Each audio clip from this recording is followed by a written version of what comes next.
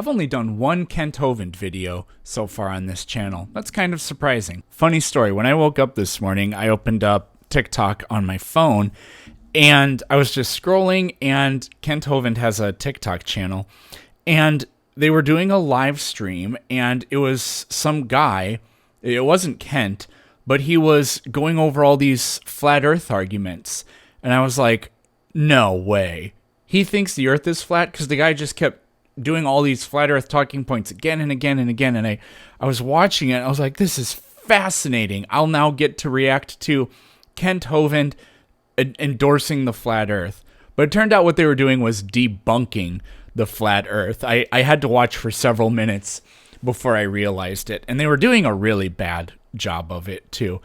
I was really convinced that he actually started to believe the earth is flat, even though it wasn't him, but it was a guy representing him on his channel. The sticker said Dinosaur Adventureland and all that stuff. And I don't know if it was Kent, but the owner of the channel, Dr. Kent Hovind, that's the name of it or whatever, Doctor. I saw several times they commented, just listen to the arguments and don't ridicule, please. Which is something I've seen a lot of flat earthers do on their platform. They're like, don't come in here just to like make fun or something like that. So anyways, this is not about that. I just thought that was a funny story. This is a debate that Kent Hovind did a long time ago. We're not going to watch the whole debate. We're just going to watch Kent Hovind's opening statement and then, pause every now and then to talk about how what he's saying makes absolutely no sense. We're starting a little bit in the middle because the stuff he started off with I didn't think was super important. So far, all he has said is, well, evolution happens, but it's a change in species, not a change in kind, or whatever. Because they agree that a dog could turn into a different type of dog, but it's always a dog, right? If you know anything about this idiot, you know that that's what he says. So we'll pick it up from here. He decides to call them a new species, it doesn't mean they're a different kind. I did not see one example this evening so far of any evolution showing a different kind of animal. It's just what somebody calls a new species.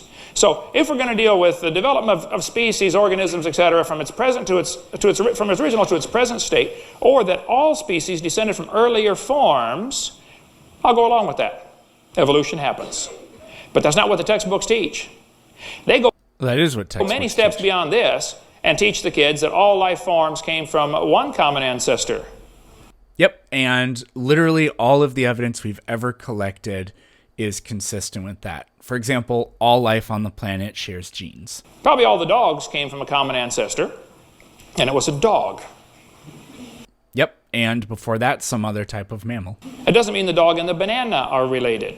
They literally are related because they share genes, and that's the only thing that being related means. Okay?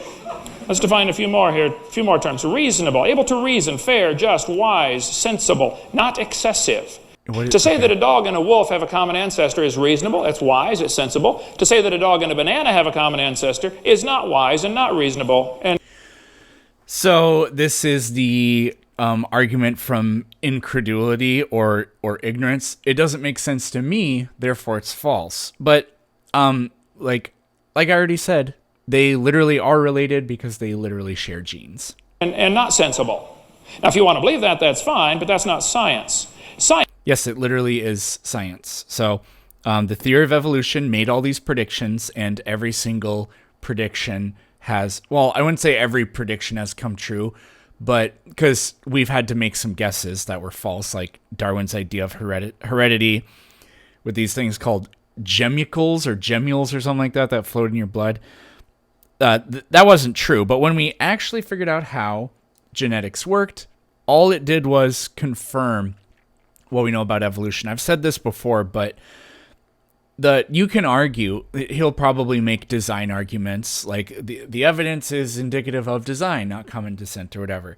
Now you can make that argument because any hypothesis is possible, but all of the evidences that would have disproved evolution never came to fruition. So if nothing on this planet shared DNA and genes, then that would be an enormous problem for evolution. But again, that's not what happened. Science means to know, things that we can observe or test or demonstrate. A branch of knowledge, one that systemizes facts, principles, methods, skill, or technique. The basic word is knowledge, things that we can know. What can we observe, we can test, we can prove? Yeah, you can do this with evolution. I will contend tonight that absolutely nothing in evolution above the species level, if you want to use that word, can be proven. It's all speculation. It's all fairy tale. It didn't happen. Yeah, so my argument is that I can prove that it didn't happen because it didn't happen. This is insane because, as we've already gone over, you can test every single thing. The idea of evolution is very testable. There should be intermediate forms. We have found intermediate forms. They just have their idiotic talking points like, well, there are no transitional species because those are all fully formed organisms. As if the idea that at one time there were the only like vertebrates on this planet were fish, therefore we have a fish ancestor means at some point there should be a mermaid. I mean, they unironically do make arguments very similar to that. And then the other thing I think he's doing here is he's saying it can't be proven. Well,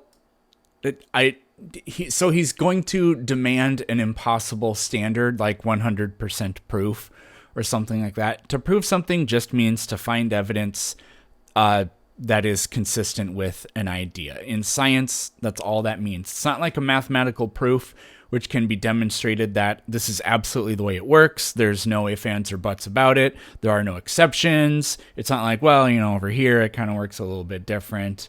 Now, if you want to believe it happened, that's fine. You're welcome to believe that, but quit calling it science and quit using my tax dollars to put it in our school system with real science, because it doesn't belong there at all. So this would make archaeology not science. It would make paleontology not science. It would make forensics not science. This is the whole, if you can't observe it, repeat it, and test it, then it's not science. First of all, this stuff actually is observable, repeatable, and testable. It's just that we can't recreate the past, but every single observation you ever make is of past events. So that just seems kind of dumb. But no, none of these people actually believe what they're saying. Theory. A speculative plan that has been observed to some degree. By the first definition of evolution, yes, we have observed, there's no question, that animals can produce a lot of varieties. But I contend the variations have limits. Here's how science is supposed to work. You observe the universe, you create a hypothesis or a theory to explain the observations, and then you present evidence to support your theory. He asked in his closing remarks if I could provide some, let's see, why should creation be considered as a scientific theory? He wants me to present some predictions. Let me give you in a nutshell what the creationist model presents, and then we'll make a few predictions.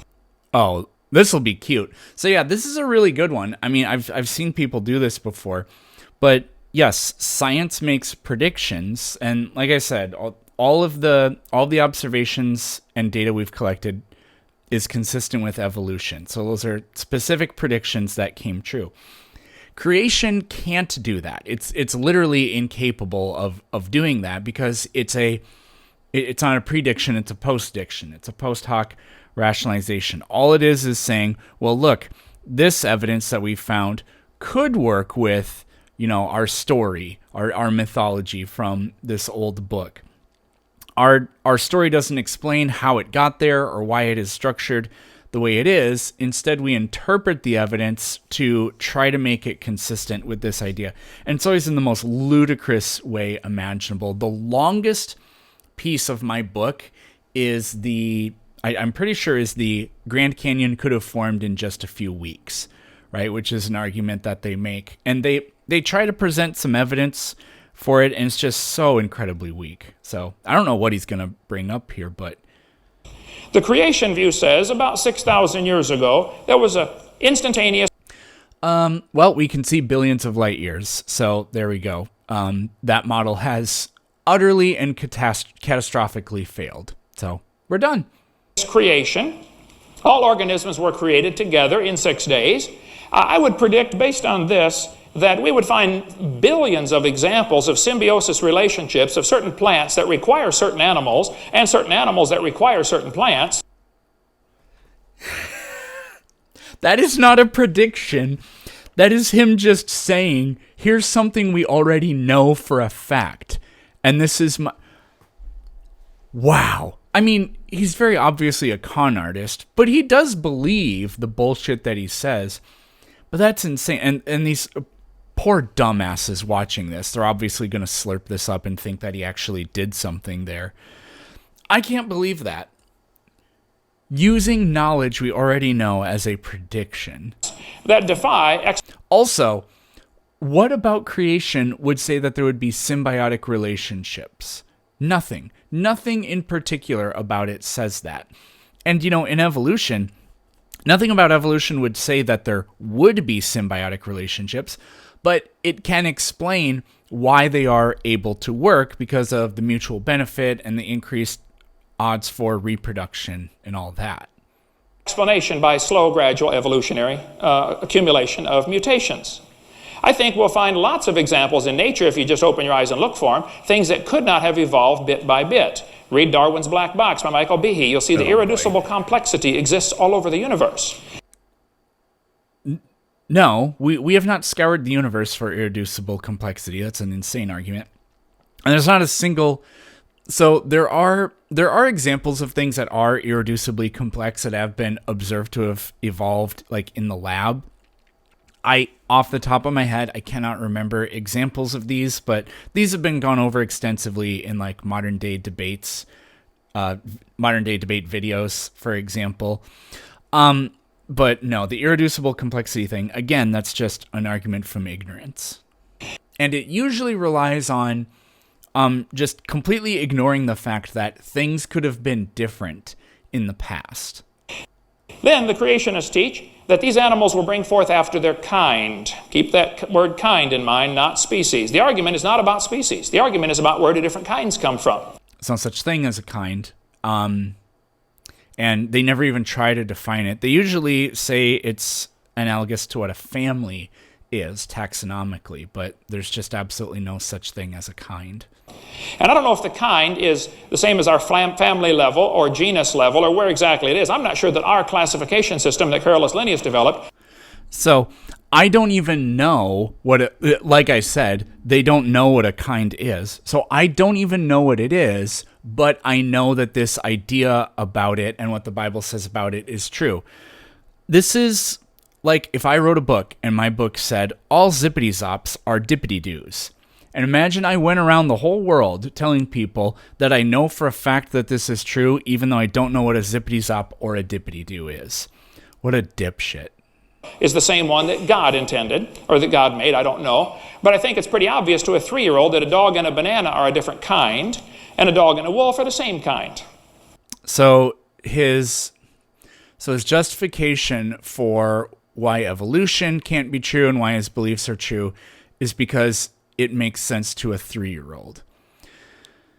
Oh man, there's so many condescending things I could say about that, but I'm just going to let you imagine your own condescending comeback for that. A horse and a zebra might have a common ancestor. I wouldn't argue about that. Stand back and look at it. It's still the same kind of animal.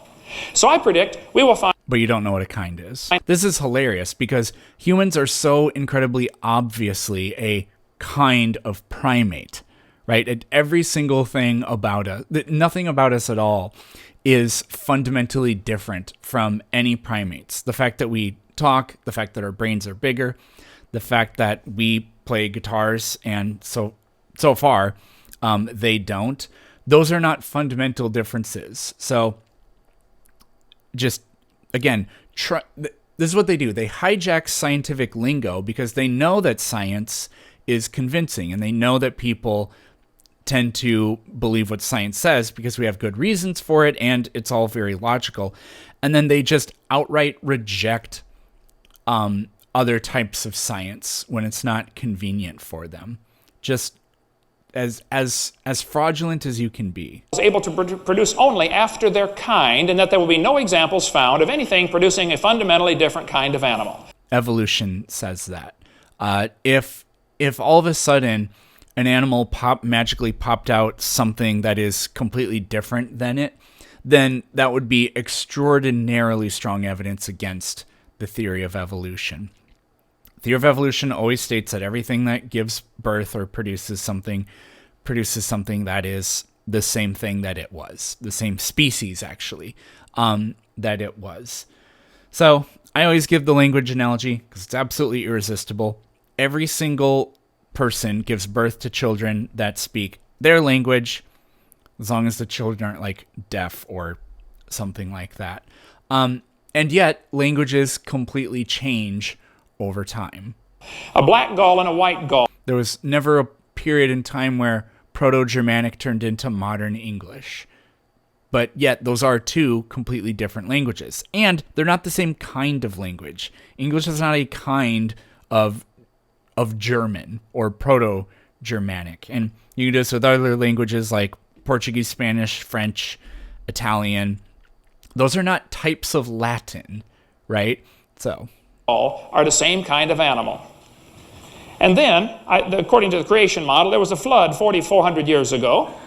The world was totally destroyed. I would predict, because of this worldwide flood, we will find sediment layers all over the world containing trillions of fossils of dead things. So again, that's a little bit better, but that is literally just stating what we already know. Nobody said this hundreds and hundreds and hundreds of years ago before we really started doing paleontology in earnest. In fact, the explanation that Christians gave for fossils was they were put there by Satan to try to challenge your faith. The pre-flood world was loaded with trees, and they would be buried and form layers of coal. I predict if we dig down in the ground...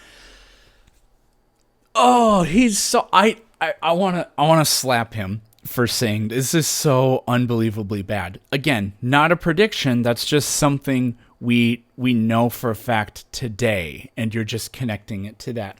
You know, I have not... He's obviously much younger in this video. The video quality is really bad, and he's not even wearing glasses. So this is before prison.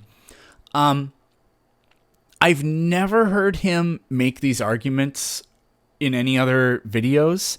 So I'm guessing that he used to do this, and it was so thoroughly defeated that he just gave up saying it. Although I'm not totally sure. If I ever talked to him, which honestly I hope I don't, but whatever, this is definitely what we would cover. We will find coal, and it'll most often be found in layers, stratified layers. I predict, based upon this model of a worldwide flood, we will find petrified trees standing straight up, running through multitudes of layers. I cover that in my book too. They call them polystrate fossils. Geologists and paleontologists call them something else, but actually I think they're called T0 assemblies. But I like polystrate fossils better. I cover those in the book too. None of the polystrate fossils are consistent with a global flood. For all kinds of reasons. A lot of them, the delicate root systems are intact, and if we have this catastrophic flood that wipes things out, then it would not leave delicate root systems intact. Actually, you know what? Let's talk about the trees. I'm actually just going to read directly from the book, or at least this is the like rough draft version of it. One of the best places to observe polystrate fossils is Joggins Fossil Cliffs in Nova Scotia, Canada. By carefully examining the fossils and the surrounding strata, it's clear there's no evidence of rapid burial. The trees grew along a river bank or in a floodplain. Traditionally, rivers flood seasonally, which causes them to deposit their carried sediments. Floods that deposit great amounts of sediment would kill trees that became buried too deep. This would happen year after year, resulting in multiple layers of buried trunks. A global flood is a singular event that would create a single layer containing fossilized trees that died during that event. Instead, Joggins Fossil Cliffs display fossilized tree trunks across thousands of feet of vertical strata. This is indicative of a constant process over long periods of time. Other fossilized plants display different signs that preclude a global flood.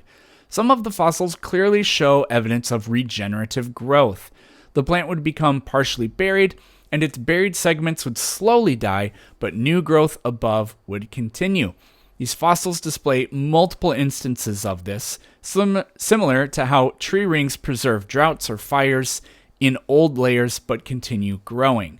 If these trees were submerged in water deep enough to cover the highest peaks, they would not have grown since there would be no light or carbon dioxide available. It goes on, but you get the idea. I predict, based on this flood, we will find that all people in the world descended from a common family. And when you look at mitochondrial DNA and the way it slowly changes, they find, sure enough, we got a common ancestor. Right, so mitochondrial Eve lived like in the hundreds of thousands of years ago. I think it's like 200 or 214,000 years ago. That's what the evidence very clearly states. And then there's the Y chromosome Adam, and that one I think is more close to like 175,000 years ago or something like that. That would be true in either case. Regardless of whether the biblical flood account is true or whatever. But you cannot get, I don't remember how many of Noah's family in total there were. I think it was like 8 people or something like that. You can't have 8 people all boning their sisters and their mom and repopulate the world from that. We would die. If we would somehow, miraculously, not die, then then the mitochondrial Eve analysis would go back to 4,500 years ago or whatever it is. And it doesn't. It doesn't do anything even remotely close to that. And if everybody on the earth were the descendants of Noah's family who lived in the Middle Eastern area, wherever approximately, I don't exactly know, but in that area, because I think Mount Sinai is supposed to be, it's in the Sinai Peninsula, obviously next to Egypt. But anyways, if that were the case, then we would not see the greatest amount of ethnic diversity in Africa. It would be outside of there. And these guys are obsessed with trying to debunk the idea that humans came out of Africa, because they can't believe that, because the story of Adam and Eve clearly says that the Garden of Eden was basically inside the Fertile Crescent somewhere.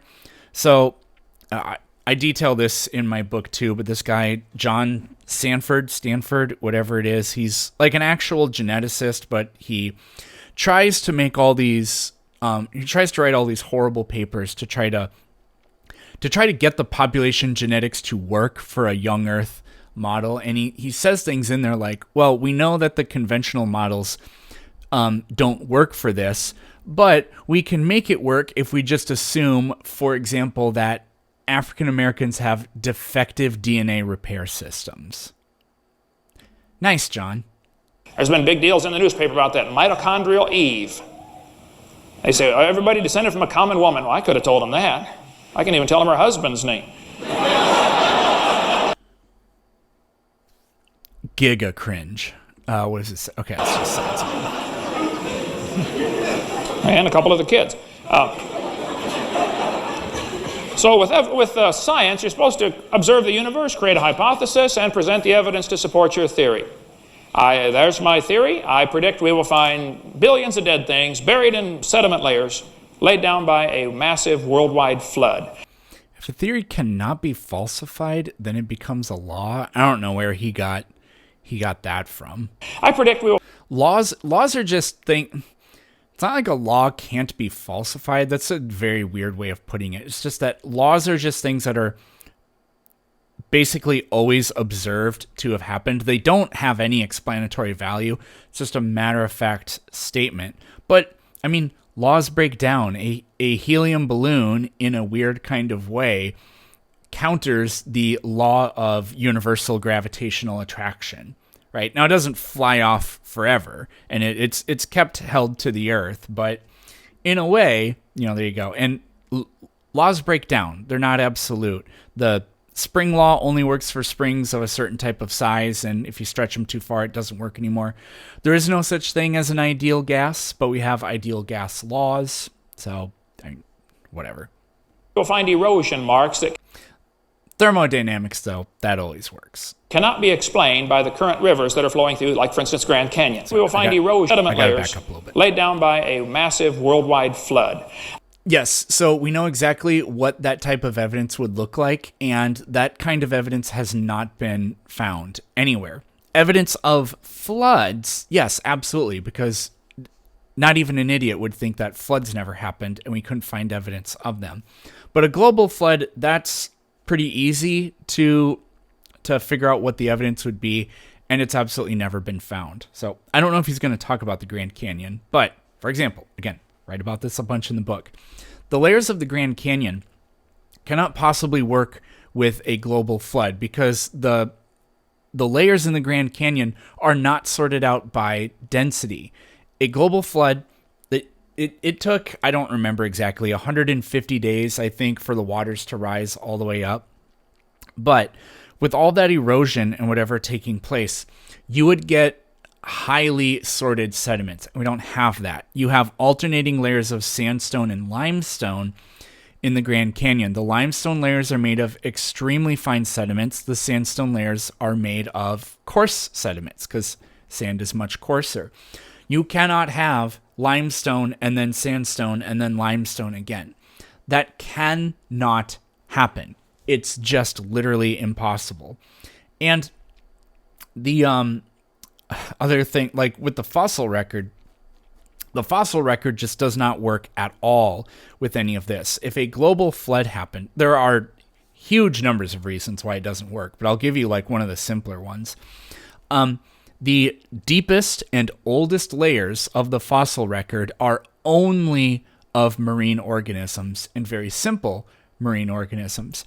Now, even if you don't even have to accept my worldview for this, because the bottom layers would obviously represent the animals that died first. Now, according to me, that was billions of years ago, well, not billions, but hundreds of millions, tens of millions of years ago when they died, and then the other ones died more recently, but that's still first, okay? In a global flood, what animals would die first? Not the animals that live in the water. Obviously not. So the structure of the fossil record 100% betrays what would have happened in a global flood. So actually, right here is a prediction. I would absolutely love to talk to him about this. I would just make the predictions for him. If a catastrophic global flood happened, what you would predict is the oldest, the layers of fossils that represent the organisms that died first in that event would overwhelmingly be terrestrial animals, because no shit, that's what would die first. Animals that don't live in the water. Is that what we find? It's the exact opposite. We have mega layer after mega layer of only marine organisms, and then the land organisms come after that.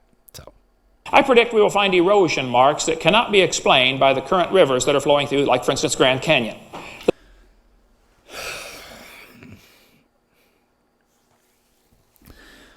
What? The top of Grand Canyon is nearly a mile higher than where the river enters the canyon. Yeah. So the difference in potential energy gives it a huge erosive potential, gives it massive erosional power. And so, yeah, the river. So this is the thing. The Grand Canyon, it's like a mile wide in some places. The Colorado River is really not very wide. The top of the canyon, is that what the width of the river was at some point?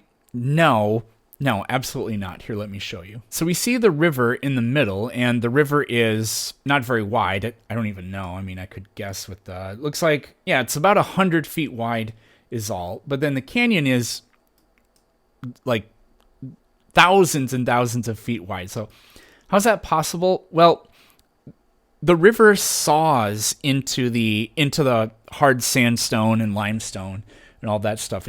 It dissolves away the rock and saws its way through there. Then what happens over time is it gets widened by gravity because the river is sawing straight down. So you have vertical shear walls, and gravity will cause things to fall out, and that just makes them wider over time. You also have, it doesn't rain very often, but over millions of years, you have plenty of rain episodes. And so you get you can clearly see the evidence of water erosion right here, and it carries that stuff into the canyon, and that's how you get these dendritic patterns on here.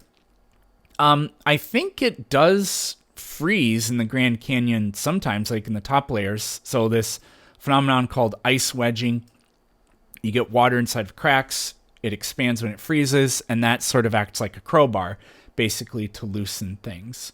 So the idea that this can't be explained by the Colorado River, I don't know what he's trying to say, but let's find out. That river didn't make that canyon unless you believe rivers flow uphill. No. What? Canyon. What? The top of Grand Canyon is nearly a mile higher than where the river enters the canyon. That river didn't make that canyon unless you believe rivers flow uphill. The top of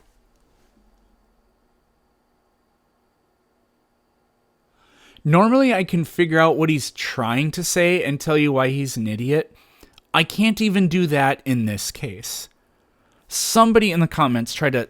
maybe he'll tell us more. The Kaibab uplift is 6,900 feet at its lowest and 8,500 feet at its highest. It ranges between 7,000 and 8,000 feet above sea level. The river at the base of Grand Canyon is 1,800 feet above sea level, but the river enters the canyon at 2,800 feet above sea level. Check it out. Rivers don't flow uphill. The strata are not bended like they were slowly uplifted. It's all horizontal bedding. That Grand Canyon... I get it, but I just simply cannot believe it. So here's what he's saying. I love looking at terrain views on Google Maps. It looks so cool. So he's saying that where the river enters the canyon, I don't know where it technically starts, but let's go over here. He's saying that, no, the river here is, that says about 3,200 feet. It's a little bit less than that. So let's say 3,000 feet. That's way less than what he said, but whatever. So 3,000 feet over there. But then down here, way down here in the middle of the canyon, let's just pick a random spot. Yeah, right there. So the top of that cliff is 4,000 feet. I don't know how clearly you can see that, but it's 4,000 feet. So the river could not have eroded any of this because the river would be at 3,200 feet. So the erosion of the top of all the parts of the canyon in this particular area where we are above 3,200 feet cannot be explained by the river. I mean, what a monumental moron. So obviously, if we go somewhere, like look at this. Obviously, the river carved this. A very long time ago, the river was up at what we would call maybe like the surface here. And that looks to be, 4,000 feet or 3,800 feet over there. And over time, the river has eroded down. So yeah, the river used to be at an elevation of about 4,000 feet over here, which means that it would have also carved anything slightly lower than 4,000 feet over here too. And then the other thing we have to keep in mind is the geographic uplift that's happening here is also, it's not like constantly happening in the sense that every single second it rises just a tiny bit. I mean, the way that this works is, nothing happens for a long time and then a major seismic event pushes it up a few feet. So when the river was flowing over in these areas, when the river was like at the equivalent elevation of whatever the top of this plateau is, the elevation wasn't 4,600 feet probably at that time. Although, I mean, I don't know. It couldn't have been 4,600 feet because over here it is only 3,600 feet or whatever. But again, the uplift has been constantly going on. That's part of the explanation. If he restructured this, he would have a slightly stronger case to make. But also not really. It would just be harder. It would just take more time to explain. Even for Kent, that was bad. The canyon was formed by the flood as the flood waters ran off. So, yeah, the idea that the Grand Canyon was formed by a flood. Again, I go over this in the book, but let me just pick out a different example. They usually, I've seen him do demonstrations, like scientific tests of this, and what they do is They like get a bunch of water on one side, and they use like, I don't know if they use like a bulldozer or what, but they just pile up dirt to make like an artificial levee made of dirt, not rock, dirt. And then they carve a little path at the top, and the water just barely starts to trickle out. But then pretty quickly, the water totally washes away huge parts of that, and they say, we've created a mini Grand Canyon. That's the Grand Canyon. It's solid rock, Kent, you dumbass. So the entire flood event, the waters then recede, and it's like another 150 days or so.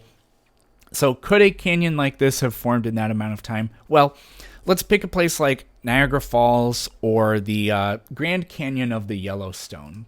I've been to Yellowstone, so let's go there. We have been continuously observing this waterfall for decades and decades and decades, like well over a century.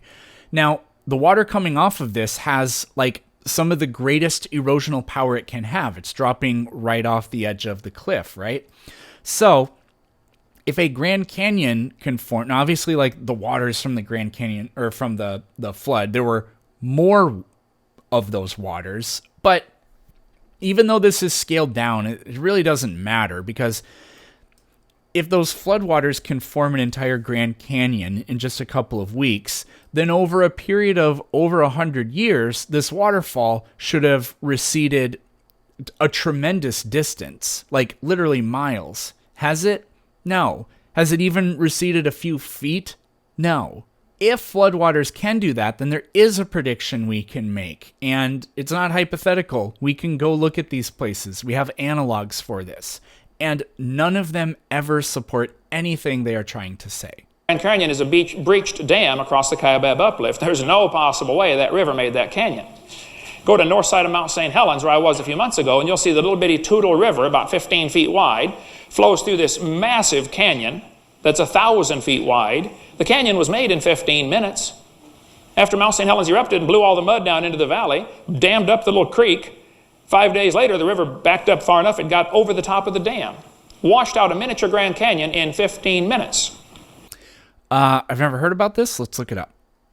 Mud down into 18 feet wide, flows through this massive canyon that's 1,000 river, about 15 feet. Go to the north side of Mount St. Helens, where I was a few months ago, and you'll see the little bitty Toutle River, about 15 feet wide, flows through this massive canyon that's 1,000 feet wide. The canyon was made in 15 minutes. After Mount St. Helens erupted and blew all the mud down into the valley, dammed up the little creek, 5 days later, the river backed up far enough it got over the top of the dam. Washed out a miniature Grand Canyon in 15 minutes.